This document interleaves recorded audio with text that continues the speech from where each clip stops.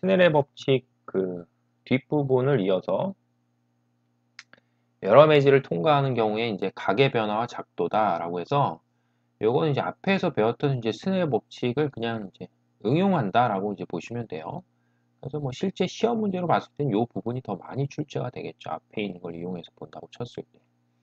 그래서 이제 그림에서 봤을 때 이제 그림과 같이 단색광이 공개에서 이제 반원형 매질 A에서 입사해서 이 두 개의 경계면에서 굴절된 후에 이제 공기로 진행한다. 자, 이렇게 이제 표현이 되어 있어요. 그랬을 때 결국 이제 문제에서 뭐 여러 가지를 물어보긴 하는데 일단 이건 뭐 스넬의 법칙을 써서 이제 작도하는 걸 연습을 하는 거기 때문에 일단 그림 보시면 첫 번째는 뭐냐 하면 자, 요걸 먼저 보세요.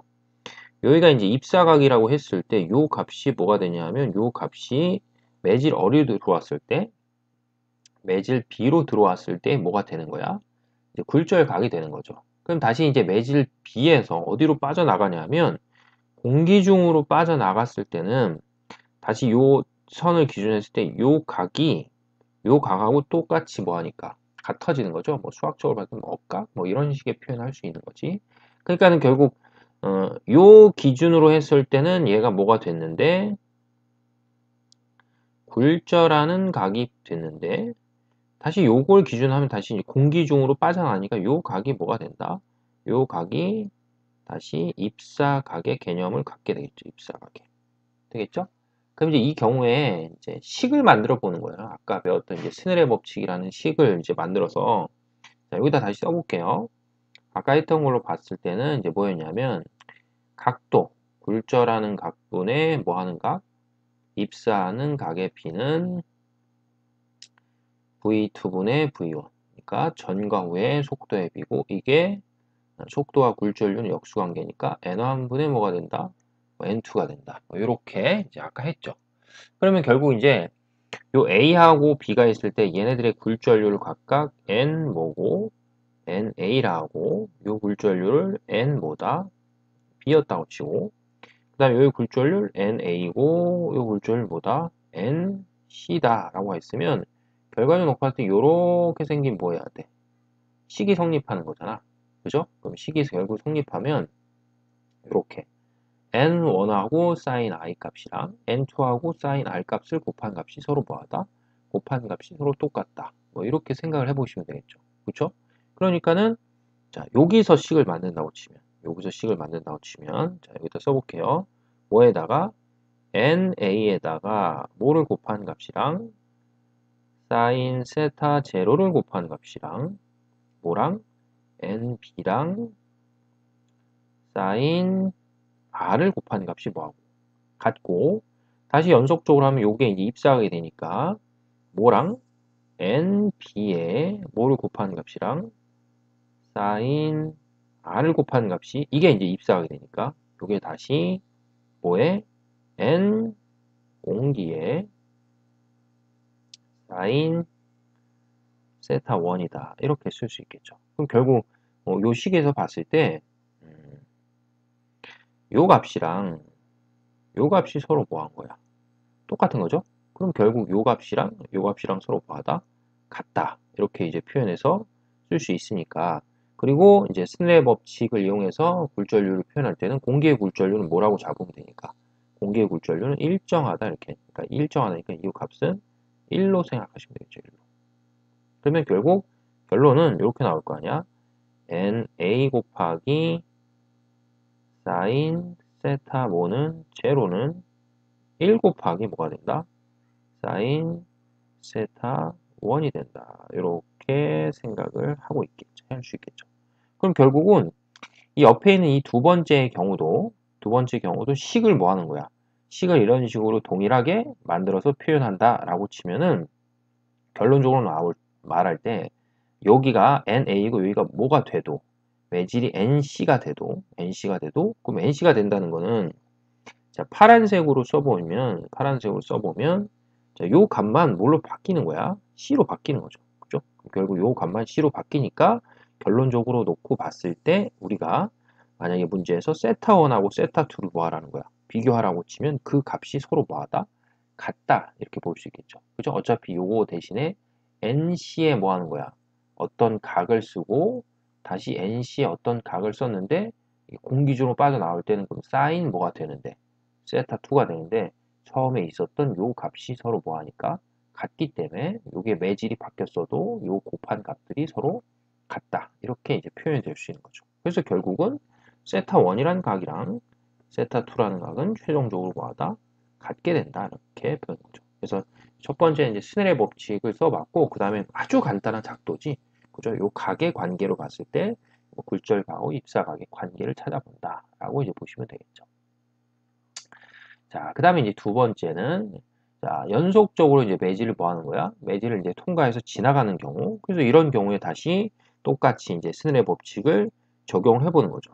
그러면 이제 여기가 이제 공기니까 n 공기라고 썼을 때 공기의 굴절률은 몇으로 잡으면 되니까 그냥 1로 잡으면 되겠죠. 그죠? 그거에 무슨 값 한 거랑 사인 몇 도, 사인 60도 한 값이랑 그 다음에 다시 여기에 그러니까 요게 이제 뭐가 되면 입사각이 되면 여기가 30도니까 얘는 굴절각이 다시 또 뭐야 30도가 되겠죠. 그쵸? 그럼 이거를 매질 1의 굴절률 곱하기 사인 얼마 하는 거야? 사인 30도를 하면 요 값이랑 요 값이 서로 뭐하다? 같다. 이렇게 되겠죠.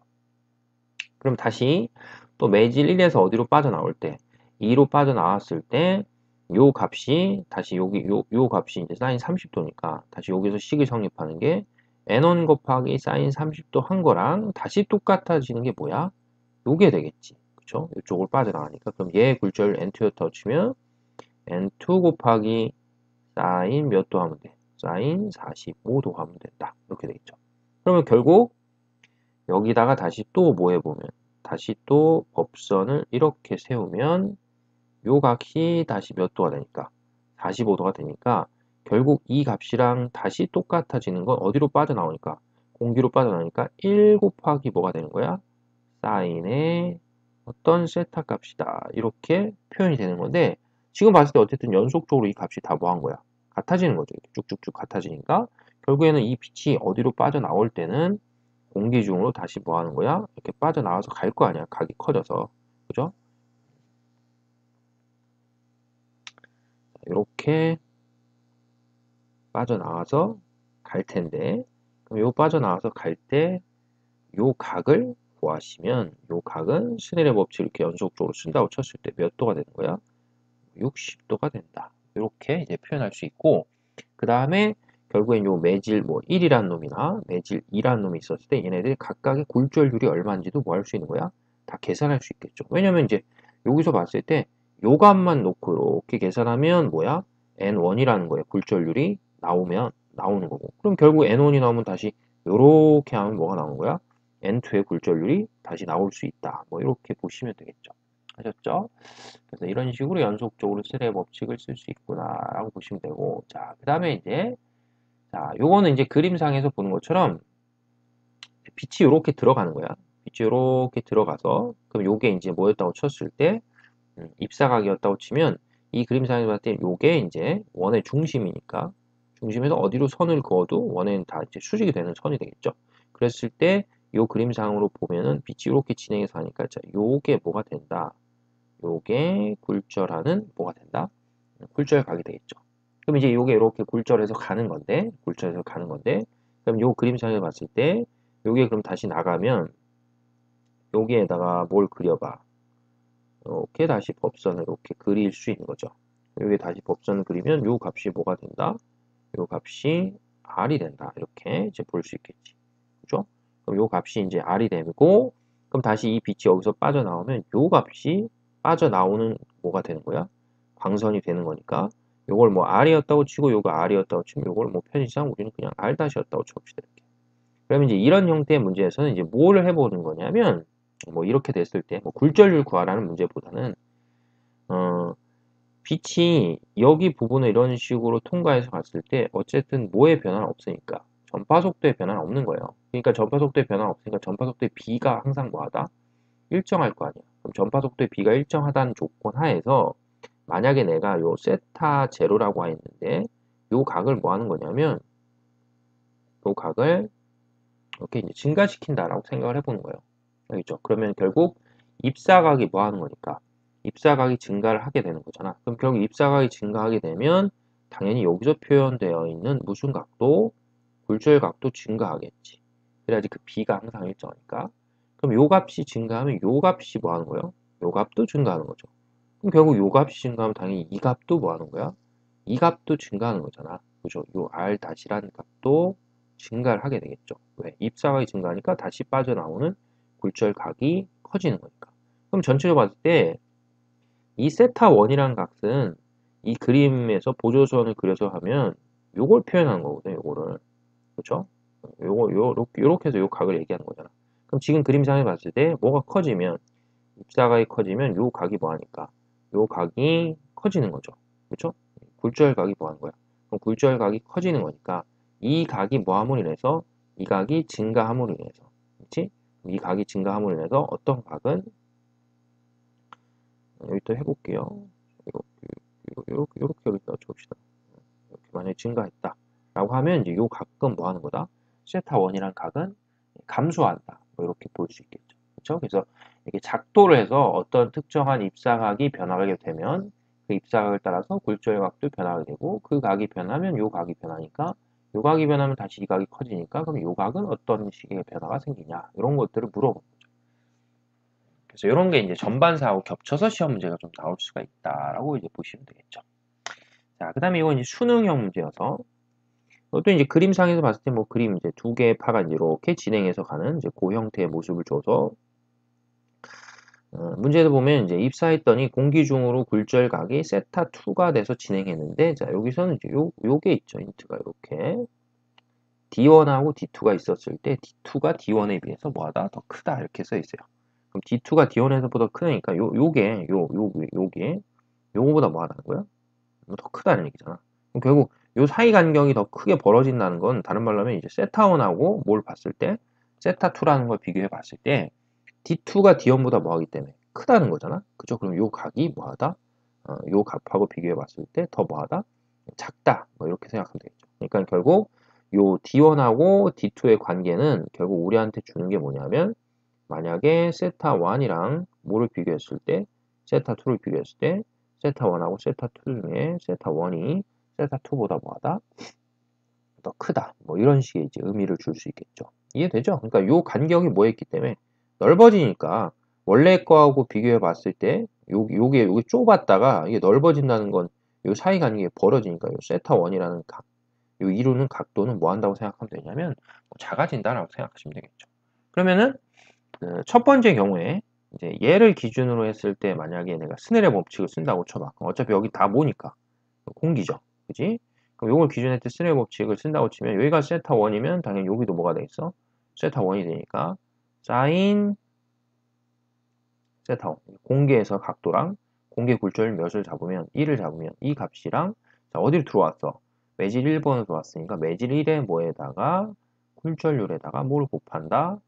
사인 R을 곱하시면 되겠죠. 그러면 이제 그게 다시 이렇게 들어오는 거잖아. 그럼 요 각이랑 다시 뭐해? 또 똑같죠, 이렇게. 그럼 결국 이걸 매질 몇 번을 기준 쓰면 2번을 쓰면 뭐에다가 NB에다가 사인 뭐를 곱하면 R을 곱하는 거죠. 여기서 이게 뭐가 되니까 입사각이 되니까. 그럼 그게 다시 빠져나가면 다시 공기로 나오니까 뭐 곱하기 1 곱하기 뭐가 된다? 사인 뭐가 돼? 세타 뭐가 된다? 2가 된다. 이렇게 이제 생각을 하시면 되겠죠. 됐죠? 자, 그래서 이제 이렇게 해서 첫 번째 뭐가 있고, 첫 번째 식이 있고, 이렇게 해서 자, 두 번째 식이 있는데, 자, 잘 보시면 지금 세타1하고 세타2 중에 세타1이 세타2보다 뭐 한 거야? 큰 거잖아, 요 값이. 그럼 결론은 고로 뭐 한 거랑 NA에 사인 R을 곱한 값이 뭐해? NP에 사인 R을 곱한 값보다 뭐 하겠어? 더 크게 나오겠죠. 그죠? 요 세타1이 세타2보다 더 크니까. 그럼 결국 뭐 사인아 이렇게 서로 뭐 하는 거야? 지어줄 수 있으니까 결국 NA랑 NP에 뭐를 비교할 수 있다. 그쵸? 굴절률을 이런 식으로 뭐 할 수 있다? 비교할 수가 있다. 라고 이제 생각을 좀 하시면 되겠죠. 아셨죠? 그래서 이제 지금 요까지 설명을 해서 어떤 부분이 끝났냐 하면 파동으로 놓고 봤을 때 파동이 진행되면서 나아가는 현상 중에 뭐까지 설명이 됐냐면 일단 굴절까지 설명이 됐어요. 그럼 이제 굴절까지 설명이 됐고, 이제 여기서 추가적으로 조금 더 나가야 되는 게 뭐냐면, 다음번에 있는, 자, 이 물결파의 굴절률이 이제 좀 설명이 또 돼야 되겠죠. 그러니까 지금 하는 건 이제 다 뭐만 살펴본 거니까, 이제 빛만 살펴보니까. 그래서 개념상으로 봤을 땐 거의 동일하다라고 보시면 돼요. 그래서 이제 그림을 잘 보시면, 자, 봐봐. 그림에서 이제 파가 이렇게 뭐 하는 거야? 진행해서 가는데, 그 진행하던 파가 이 법선을 기준해서 꺾였어요. 그치? 굴절했지? 그러면 그림상으로 할 때 속력을 비교해 보래. 그 속력을 비교하는 거는 우린 뭐 보면 돼? 그쵸? 파면을 보시면 되겠죠. 그치? 그래서 파면을 보면 이제 파면 사이의 간격이 뭐였어? 아, 좁아졌다. 이런 느낌이 생기니까 결국에는 V1의 속력하고 뭐의 속력? V2의 속력을 보면 V1이 V2보다 뭐하다? 더 크다. 이렇게 이제 생각을 할 수 있는 거고, 그 다음에 각도를 비면 빠르면 각도가 뭐하니까? 커지니까 결국 어떤 값이 sin i한 값이 어떤 값에 비해서 sin r한 값에 비해서 뭐하다? 더 크다. 이렇게 이제 보시면 되고, 파장은 전파 속도에 비례하니까 뭐가 람다 1이랑 람다 2 중에 람다 1이 더 크고, 자, 그 다음에 굴절률은 각 매질이 갖고 있는 고유한 값인데 전파 속도하고 반비례한다 이렇게 생각하면 되니까 매질 1의 굴절률이랑 매질 2의 굴절률을 비교해보면 뭐에 있어? 여기서 매질 2에서 느려진 거죠. 그러니까 느려졌으면 굴절률이 뭐한다? 반비례니까 커진다. 그래서 이렇게 이제 비교할 수 있겠죠. 됐죠?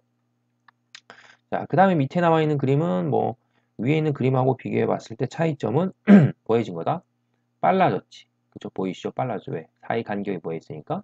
넓어졌으니까. 그럼 속력을 비교해 보면 V1하고 V2하고 비교해 봤을 때 누가 더 크고 V2가 이제 V1보다 더 크고 각을 비교하면 빨라졌으니까 sin I 값하고 sin R 값을 비교했을 때 sin R이 더 커진다. 그 다음에 파장을 비교하면 파장은 전파 속도에 비례하니까 람다 1하고 람다 2하고 보면 람다 2가 더 빨라졌다. 자, 그 다음에 굴절률은 뭐가 있으니까 빨라진 거잖아. 그러면 굴절률은 전파 속력과 반비례하니까 굴절률은 작아진 거죠. 그래서 N1의 굴절률이 N2의 굴절률보다 더 크다. 뭐 이렇게 이제 물결파를 갖고도 생각을 할 수가 있다라고 보시면 되겠죠. 자, 그 다음에 이제 그러면 간단한 거 연습해 봅시다. 자, 이것도 이제 그림을 딱 봤을 때, 파가, 자, 그림은 물결파가 서로 다른 깊이에 어디에서 어디로 간다? 자, A에서 뭐래? A에서 B로 진행한다. 이렇게 써 있지. 그죠? 그럼 A에서 B로 진행하는데, 그럼 A에서 B로 진행해서 가는 거잖아. 그럼 그래서 여기에 이제 뭘 하나 그려보시냐면, 자, 법선을 이렇게 그려보세요. 그죠? 그럼 법선을 이렇게 그리고, 뭐 여기다가 뭐 법선을 이렇게 그렸다라고 했을 때, 이제 파가 여기서 이제 어떻게 들어왔다가 이렇게 들어오는 거죠. 그죠?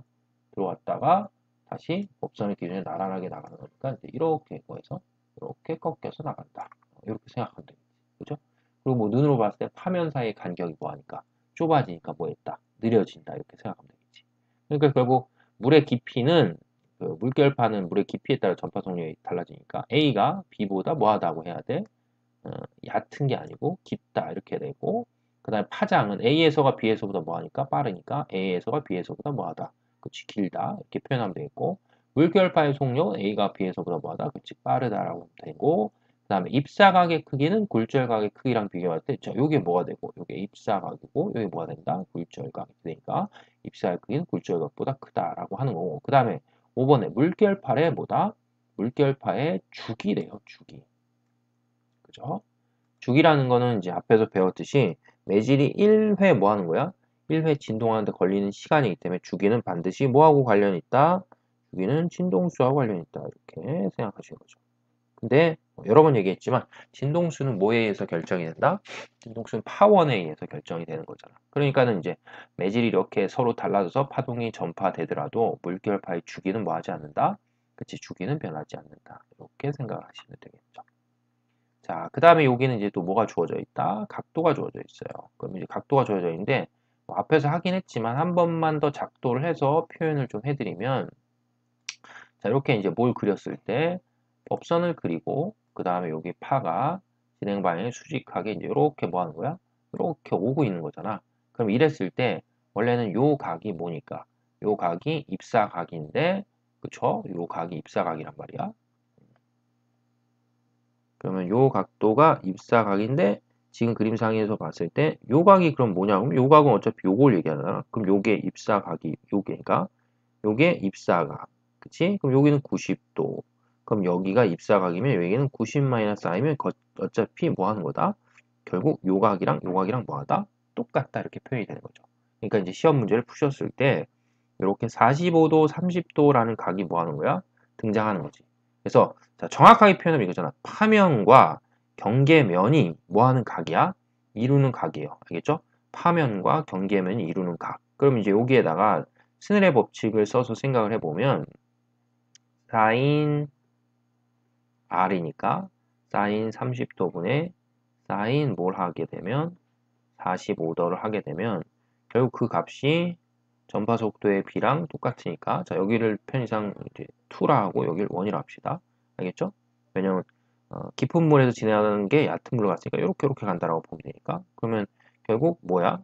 2분의 1 자 이렇게 표현할 수 있겠죠. 이렇게 됐죠? 그래서 이제 얕은 물과 깊은 물에서 전파 속력의 비가 얼마냐니까 전파 속력의 비는 뭐에 비례하니까 각의 비례에 비례하는 거잖아. 그렇죠? 그럼 결국 사인 45도 대 뭐야? 사인 30 그 값의 비를 이용해서 얘네들의 값이 이제 뭐 속력의 비가 몇 대 몇이냐 뭐 이 정도 이제 찾을 수 있겠죠. 그렇지? 그러니까는 뭐 값으로 표현하면 루트 2분의 얼마 대 1대 몇이 된다? 2분의 1이다. 이렇게 이제 생각하면 되겠죠. 됐죠? 그래서 이제 그림상으로 봤을 때 이제 각도를 갖고 그런 생각을 좀 하시면 되겠고. 자, 그 다음에 이제 마지막 문제 보세요. 자, 마지막 문제 보면 그림은 물결파 발생 장치를 이용해서 물결파를 발생해서 그럼 파가 이제 여기서 이렇게 진행해서 가다가 얘가 여기서 뭐 한 거야? 이제 꺾여서 이렇게 진행해서 가. 그러니까 사이 간격이 좁아졌기 때문에 파가 뭐 했다?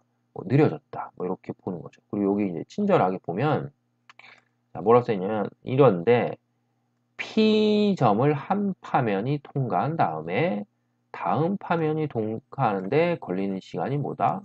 0.5초다 이렇게 써 있잖아. 그쵸? 그럼 이게 결국은 이제 뭐냐면 하나의 파면이 통과하고 그 다음 파면이 도달하는데 걸린 시간 얘기했으니까 결국엔 이게 주기가 되겠죠. 주기. 그죠? 그래서 결국 이 파동의 주기는 0. 얼마다?